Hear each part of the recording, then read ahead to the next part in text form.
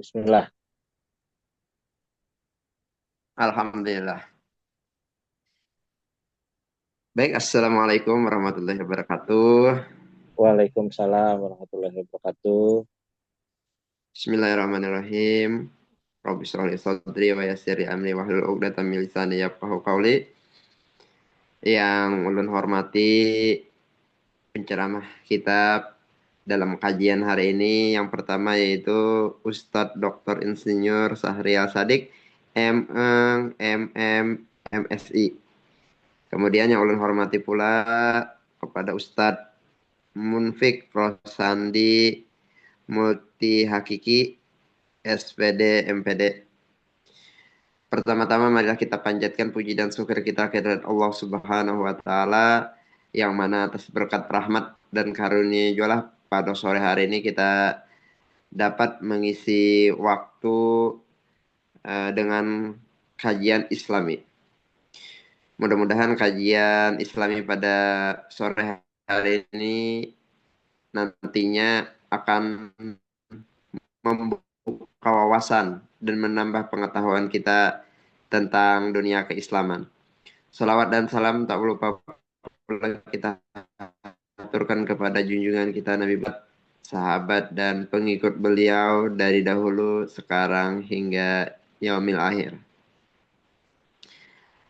Baik, Bapak Ibu, Bapak-bapak yang bergabung dalam ruang Zoom pada sore hari ini dalam acara kajian kita, patutnya kita bersyukur dan bersyukur kepada Allah Subhanahu wa taala karena kita diberikan kesempatan untuk bisa saling sharing dalam kegiatan kajian Islami pada sore hari ini. Dalam kajian sore hari ini yang bertemakan ekonomi Islam dan pendidikan Islam, ada dua narasumber atau penceramah. Yang pertama yaitu Ustadz Dr. Sahrial yang nantinya akan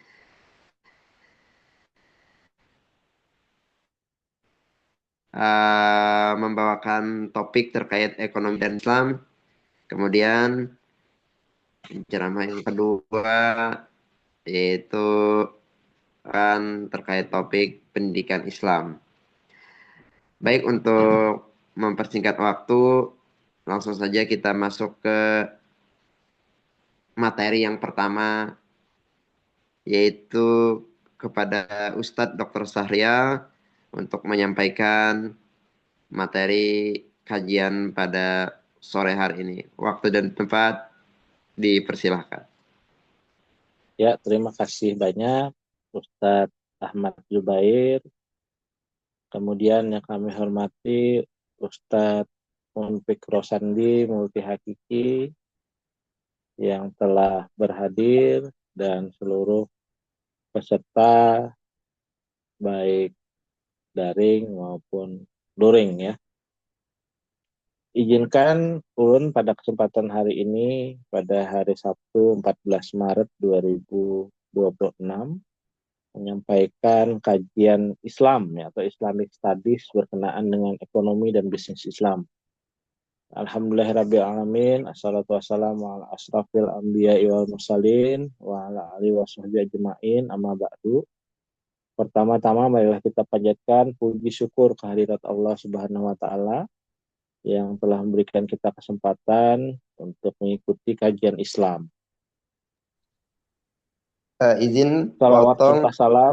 Dokter Dokter Ya, Saria, ya. mohon untuk videonya diaktifkan Ustaz. Oh ya, ini saya menggunakan dua video.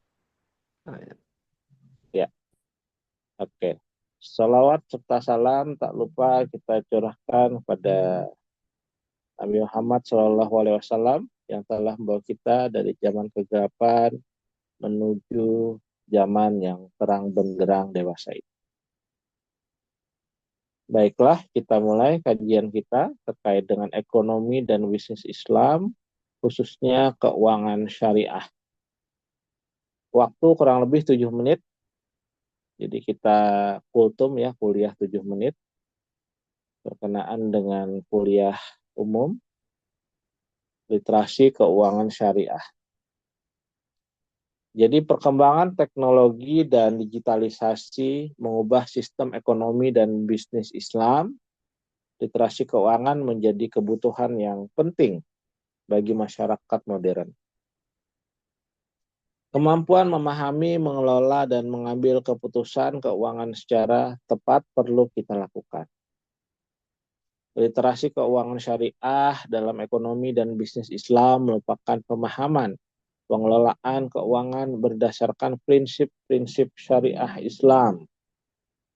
Prinsip keuangan syariah yakni larangan riba, larangan gharar, larangan maisir, dan keadilan serta keberkahan dalam transaksi. Nilai ekonomi Islam yakni tauhid, keadilan, keseimbangan, dan kemaslahatan. Sumber hukum ekonomi syariah atau ekonomi Islam tentu saja adalah Al-Quran, Al-Hadis atau Sunnah, kemudian ijma serta qiyas. Tujuan dari keuangan syariah yakni mewujudkan keadilan ekonomi Islam, distribusi kekayaan yang merata, dan kesejahteraan masyarakat yang berbasiskan Islam. Perkembangan keuangan syariah yakni ada perbankan syariah, asuransi syariah, dan pasar modal syariah. Contoh perbankan syariah di Indonesia contoh ialah Bank Muamalat, Bank Syariah Indonesia atau BSI, Bank Syariah Nasional atau BSN, Bank Kalsel Syariah, dan sebagainya. Lembaga keuangan syariah ialah Bank Syariah, Baitul Mal wa Tanwil atau BMT, dan lembaga zakat dan wakaf seperti Basnas, Badan Amil Zakat Nasional, Lazismu, Lembaga Amil Zakat Muhammadiyah, Lazisnu, Lembaga Amil Zakat Nahdlatul Ulama, dan sebagainya. Produk keuangan syariah yakni tabungan syariah, murabahah, mudarabah, dan musyarakah. Pentingnya literasi keuangan tentu saja untuk mencegah praktik riba dan meningkatkan pengelolaan keuangan dalam keluarga yang berbasiskan Islam, yang berbasiskan Al-Quran dan As-Sunnah. Tantangan literasi keuangan syariah tentu saja rendahnya pemahaman masyarakat dan kurangnya edukasi keuangan syariah. Era disrupsi 5.0 yakni integrasi teknologi digital dengan kehidupan manusia. Teknologi di era ini ditandai dengan artificial intelligence, big data, dan Internet of Things. Kita tinggal di era masyarakat 5.0, yakni sebuah konsep masyarakat yang berbasis teknologi untuk kesejahteraan manusia dan juga berlandaskan nilai-nilai Islam. Disrupsi dalam pendidikan nanti akan lebih banyak dijelaskan oleh Ustadz Munfik. Saya akan mengupas dari segi umumnya saja. Yakni disrupsi dalam pendidikan, yakni ada digital learning, hybrid learning, dan smart campus. Pendidikan Islam di era digital yakni pemanfaatan teknologi untuk pembelajaran Islam. Integrasi ekonomi syariah yakni literasi keuangan syariah yang masuk dalam pendidikan Islam, baik dari sekolah dasar, menengah, sekolah menengah atas, maupun perguruan tinggi Islam. Materi literasi keuangan yakni pengelolaan keuangan syariah, investasi syariah, zakat, dan wakaf. Peran perguruan tinggi yakni riset atau penelitian ekonomi syariah, pengembangan kurikulum literasi keuangan. Peran pesantren yakni dalam koperasi syariah, pendidikan kewirausahaan syariah. Kemudian ada juga fintech syariah, financial technology syariah, yakni digital payment, crowdfunding syariah, P2P financing syariah. Peluang generasi muda yakni startup, ekonomi syariah, dan inovasi keuangan syariah digital. Strategi peningkatan literasi dengan edukasi sejak dini berkenaan dengan ekonomi dan bisnis Islam, pelatihan keuangan syariah, serta integrasi kurikulum ekonomi dan pendidikan Islam. Peran pemerintah tentu saja berkaitan dengan ekonomi syariah atau ekonomi Islam, program literasi keuangan syariah secara nasional. Peran ulama dan akademisi ialah sosialisasi ekonomi dan bisnis Islam, penelitian dan publikasi ilmiah berkenaan dengan ekonomi dan pendidikan Islam. Dampak literasi syariah tentu saja pengelolaan keuangan yang sehat, peningkatan kesejahteraan umat. Kesimpulan, literasi keuangan syariah penting dalam menghadapi era disrupsi teknologi, dan literasi keuangan syariah merupakan hal yang fundamental atau mendasar untuk membentuk masyarakat yang mandani, yang berbasiskan atau menerapkan ekonomi dan bisnis Islam, dan menerapkan pendidikan Islam dengan baik. Penutup, integrasi pendidikan Islam dan literasi keuangan syariah menjadi fondasi ekonomi bagi umat Islam, baik di Indonesia maupun di dunia. Ya, demikian kiranya untuk materi yang dapat saya sampaikan berkenaan dengan ekonomi dan bisnis Islam, kekhususan terkait dengan keuangan syariah. Kemudian saya kembalikan kepada moderator, Ustadz Zubair.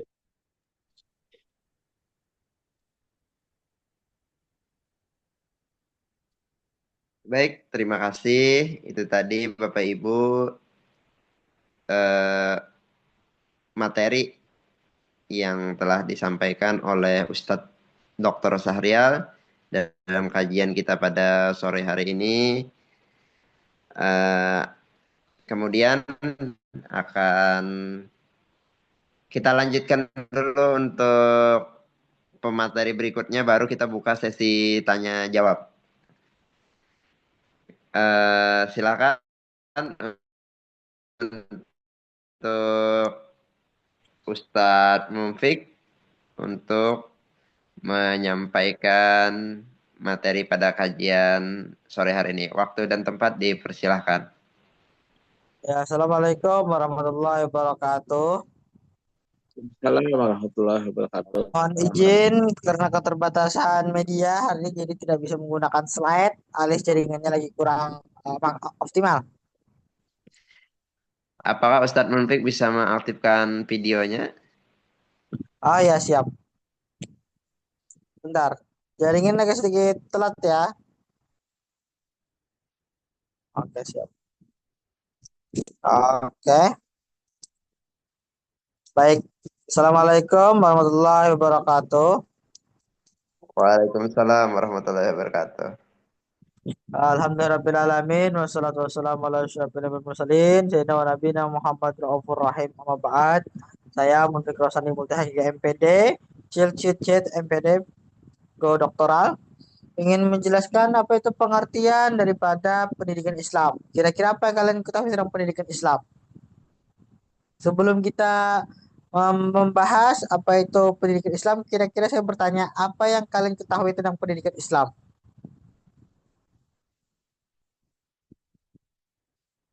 Pendidikan Islam adalah proses pembinaan dan pengembangan potensi manusia berdasarkan Al-Quran dan hadis. Ya, jadi tidak bisa lepas daripada Al-Quran dan hadis. Dan pendidikan Islam menekankan aspek pengetahuan, tetapi juga membentuk sikap dan perilaku sesuai nilai Islam. Adapun tujuan pendidikan Islam Ustadz itu Mufik, untuk videonya mohon diaktifkan kembali. gangguan ya, ada gangguan ya? Tidak muncul Ustadz.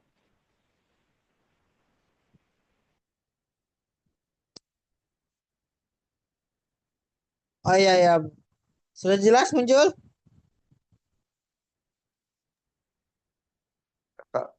Di tempat Ustadz Sahrial apakah sudah muncul? Ya, sudah muncul. Sudah muncul Ya, Ustadz. sudah muncul. Oke, baik.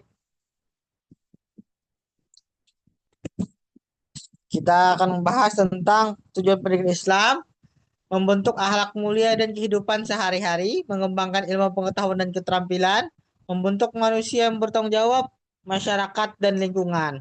Adapun dasar pendidikan Islam itu adalah Al-Quran hadis dan itu ruang lingkup ijtihad. Dan orang yang memiliki pendidikan Islam itu biasanya pendidikan Islam ini diajarkan di tingkat SD, SMP, SMA, SMK. Biasanya itu 2 mata pelajaran ya, 2 jam dan tiap minggu. Dan pendidikan Islam ini ada sampai ke perguruan tinggi.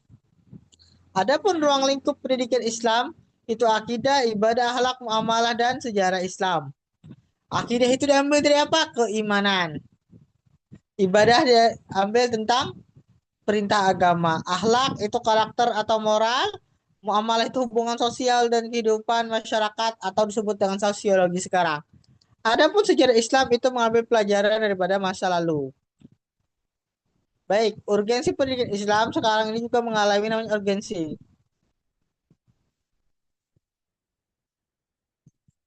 Yang pertama, membatasi generasi dari pengaruh negatif globalisasi, membentuk kepribadian yang berkarakter Islami.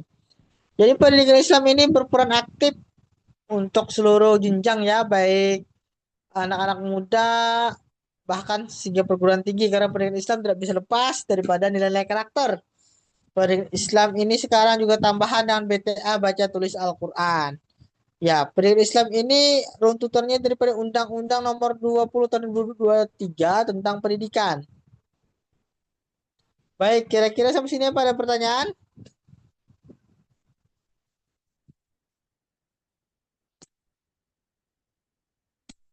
Apa ada pertanyaan? Silahkan lanjut dulu Ustadz Munfik. Oke, baik. Jadi pendidikan Islam ini lahir mengacu kepada Undang-Undang Nomor 20 Tahun 2023 ya tentang pendidikan. Dan pendidikan Islam ini di bawah Kementerian Agama sekarang. Ya, itu dari sekolah dasar sampai perguruan tinggi terus diajarkan pendidikan Islam ini. Kira-kira sampai sini dulu pelajaran materi yang bisa saya sampaikan. Semoga bermanfaat. Salah hilaf mohon maaf. Allahumma muwaffiq ila aqwamit thoriq. Wassalamualaikum warahmatullahi Waalaikumsalam warahmatullahi wabarakatuh. Waalaikumsalam warahmatullahi wabarakatuh. Baik, Bapak Ibu peserta seminar, peserta kajian pada sore hari ini. Itu tadi materi yang disampaikan oleh Ustadz Munfik. Selanjutnya kita buka sesi tanya jawab untuk kedua penceramah kita pada sore hari ini, yaitu materi yang pertama yang telah disampaikan oleh Ustadz Sahrial terkait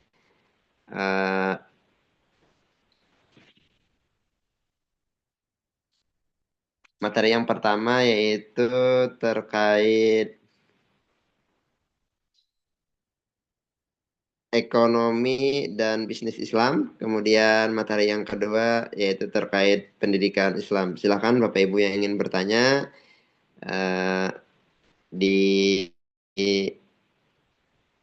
buka mic-nya, kemudian perkenalkan dirinya. Selanjutnya silakan sampaikan pertanyaan yang ingin ditanyakan.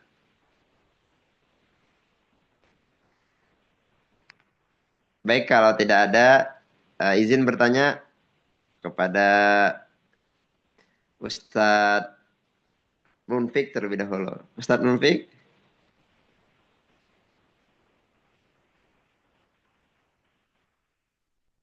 Iya, ya. Jelas dengan saya. Ya, pertanyaan pertama untuk Ustadz Munfik. Menurut Ustadz,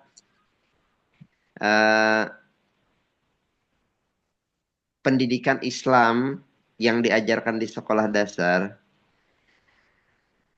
seberapa dalam materi yang dimuat dalam pembelajaran, maksudnya seberapa dalam seharusnya materi yang dimuat untuk diajarkan pada siswa SD, mencakup jam untuk pendidikan agama Islam itu sendiri hanya 2 JP. Baik. Itu Terima kasih. untuk pertanyaan kepada Ustadz Mumpik. Kemudian pertanyaan untuk Ustadz Sahrial.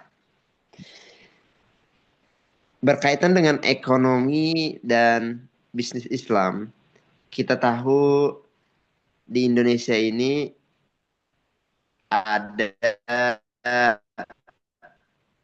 beragam bank yang ada di Indonesia. Ada itu Bank Kalsel, Bank BNI, Bank Mandiri, Bank BRI. ada juga bank Kalsel Syariah, BSI Syariah dan sebagainya. Apakah bank syariah dan tidak syariah itu saling bersaing atau bagaimana menurut pengamatan dari Ustadz Sahrial? Baik, itu pertanyaan yang pertama untuk kedua narasumber pada sore hari ini. Silakan yang ingin, baik, boleh Ustadz Munfik untuk menjawab terlebih dahulu, boleh juga Ustadz Sahrial yang menjawab terlebih dahulu. Silakan Baik, kepada narasumber. saya akan jawab dulu ya. Mohon izin kepada pemateri dan narasumber Dr. Ya, Syaril yang jawab. silakan. Yang pertama adalah bagaimana sih pendidikan Islam itu mencakup ketika di SD ya. Pendidikan SD ini satu minggu itu cuma 2 JP saja dan itu dilengkapi dengan baca tulis Al-Quran. Itu mencakup pendidikan karakter ya. Banyak pendidikan karakter, pendidikan moral dan nilai-nilai dalam kehidupan sehari-hari. Dan pembelajaran di tingkat SD ini itu ngarahnya kepada integritas Al-Quran hadis dan juga diimplementasikan dalam nilai Pancasila. Contohnya tentang kebersamaan, tentang iman kepada Allah. Itu pembelajaran di PAI untuk kelas 1 ya. Dan itu ada integritas dengan Al-Quran. Dan itu juga memiliki integritas atau koneksi dengan Pancasila. Yang pertama adalah ketuhanan yang Maha Esa. Jadi kehidupan pembelajaran PA ini terkoneksi dengan pembelajaran agama Islam dan juga nilai-nilai sosial yang ada di Indonesia. Itu saja jawaban dari saya. Wassalamualaikum warahmatullahi wabarakatuh. Waalaikumsalam warahmatullahi wabarakatuh. Waalaikumsalam warahmatullahi wabarakatuh. Silakan untuk Ustadz Sahrial untuk menjawab Ya, pertanyaan selanjutnya. oke, terima kasih kepada Ustadz Ahmad Zubair selaku moderator izin menjawab terkait dengan bank konvensional seperti Bank Rakyat Indonesia, Bank Negara Indonesia dibanding dengan bank syariah ya, ada Bank Syariah Indonesia, Bank Syariah Nasional dan lain-lain, itu memiliki caruk pasar yang berbeda atau segmentasinya berbeda. Kalau BRI, BNI, Mandiri dan sebagainya itu untuk menyasar warga negara Indonesia secara umum. Namun kalau bank syariah seperti Bank Kalsel Syariah, Bank Muamalat, BSI, BSN itu menyasar umat Islam di Indonesia. Nah, jadi itu adalah perbedaan yang mendasar. Kalau WNI 100% adalah WNI, warga negara Indonesia yang memiliki KTP ya di atas 17 tahun. Nah, itu sasaran dari bank-bank konvensional. Sementara itu untuk bank-bank syariah yakni menyasar kaum muslimin, kaum muslimat yang ada di Indonesia yang berpresentase kurang lebih 90% ya, 90% lebih warga muslim yang ada di Indonesia atau warga Islam seperti itu. Baik muslim maupun muslimah ya, karena kita negara dengan mayoritas muslim terbanyak di dunia ya. Oke. Begitu Ustadz Ahmad Zubair. Ya, bagaimana? Baik, terima kasih Ustadz Sahrial Yes, atas sama-sama. jawabannya dan Ustadz Munfik sudah sangat jelas sekali jawaban yang disampaikan atas pertanyaan yang ditanyakan tadi. Baik, apakah ada lagi pertanyaan? Baik itu dari Ustadz Munfik atau Dr. Sahrial? Ya, cukup. Kalau tidak ada lagi, kita cukupkan sampai di sini untuk Ya, materi kita pada sore hari ini. Mudah-mudahan kajian kita pada sore hari ini, lebih tepatnya kultum ya. atau kuliah 7 menit, dapat memberikan Amin. manfaat bagi kita semua dan mudah-mudahan ilmu yang kita dapatkan hari ini bisa kita terapkan. Amin ya Demikian, rabbal saya alamin. selaku moderator izin undur diri. Salah hilap mohon maaf. Wassalamualaikum warahmatullahi wabarakatuh. Waalaikumsalam warahmatullahi wabarakatuh. Ya, terima kasih Ustadz Terima Zubair kasih dan Ustadz Ustaz Syahrial, Ustaz Mumpik. Nggih. Terima kasih untuk kajian kita sore hari ini. Ya, terima kasih. Wassalamualaikum warahmatullahi wabarakatuh.